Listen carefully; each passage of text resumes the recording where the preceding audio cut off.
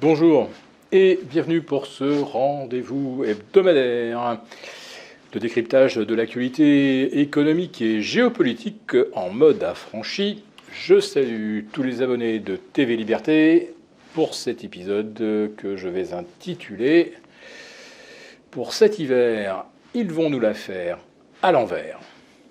Alors l'hiver est déjà arrivé, tiens, vous avez remarqué, chute de neige à Val Thorens. Il faut mettre les chaînes pour monter ou descendre en station le 28 août. Neige également sur les hauteurs de Nice où l'on mourrait de chaud une semaine auparavant avec des températures supérieures à 44 ressenties parce que le mercure, lui, n'est pas monté tellement au-delà des 38 degrés. Oui, tout cet été, les médias en ont fait des tonnes sur la canicule, puis finalement c'était pas la canicule, puis la canicule est arrivée, heureusement elle était tardive, bon, donc beaucoup plus grave qu'une canicule normale de plein été. Bref, on nous convainc que le dérèglement climatique doit être combattu, résolu. Et ce qu'on comprend bien, c'est que ce sera résolu à coup de taxes. Alors, nouvelle taxe sur les véhicules thermiques, c'est dans les cartons. On aura de nouvelles taxes sur les trajets autoroutiers. Et puis, alors des taxes, ça n'a pas vraiment de rapport, mais allez savoir, taxes sur les cigarettes. Oui, si on arrête de fumer, peut-être que ça produira un petit peu moins de chaleur au bout de nos doigts. Les taxes sur les alcools, ah bah oui, l'alcool, ça donne chaud.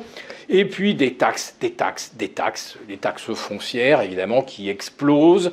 Plus 52% à Paris, plus 7% en moyenne en France, mais ça sera plutôt du 25% à Grenoble. Je salue les Grenoblois qui, eux, ont eu cette année une vraie canicule. D'ailleurs, un peu comme tous les étés, dans cette cuvette où l'air circule assez mal. Oui, cet été, on a un véritable nudging sur la météo qui nous prépare en nous culpabilisant à accepter toutes les taxes nécessaires pour refroidir le climat.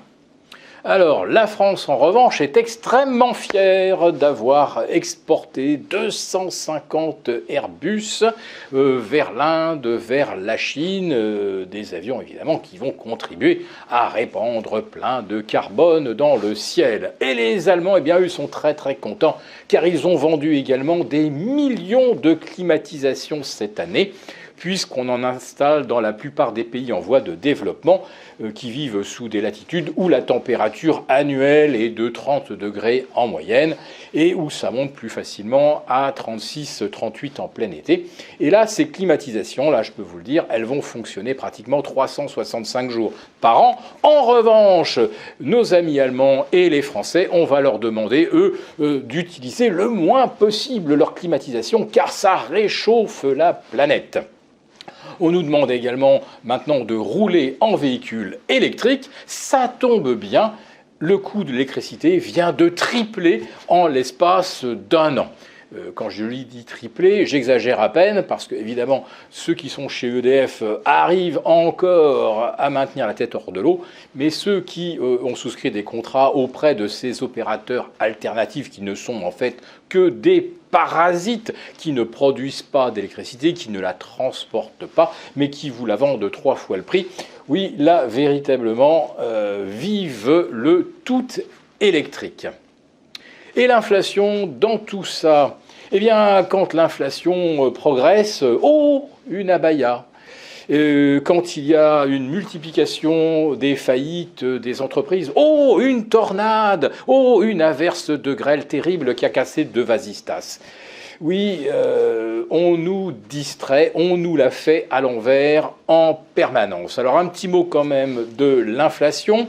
Elle va remonter au mois de septembre, au mois d'octobre à cause de la hausse du prix des carburants. Et bien sûr, bientôt, il faudra rajouter les taxes sur les tabacs et les alcools.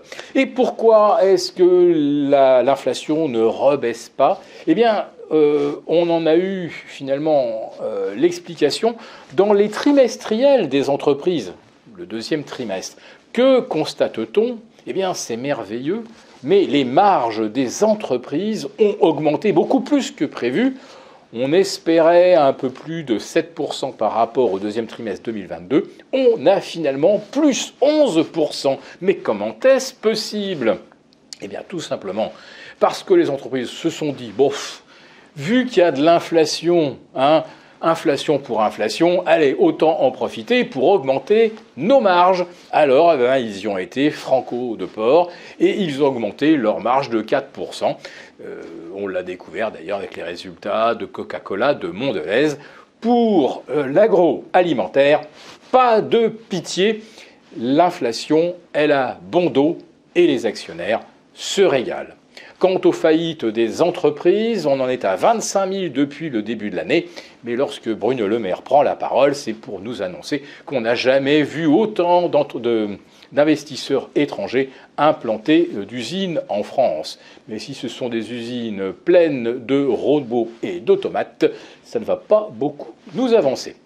Voilà, je pense que vous avez là une petite idée de comment, pour cet hiver, ils vont nous la faire à l'envers.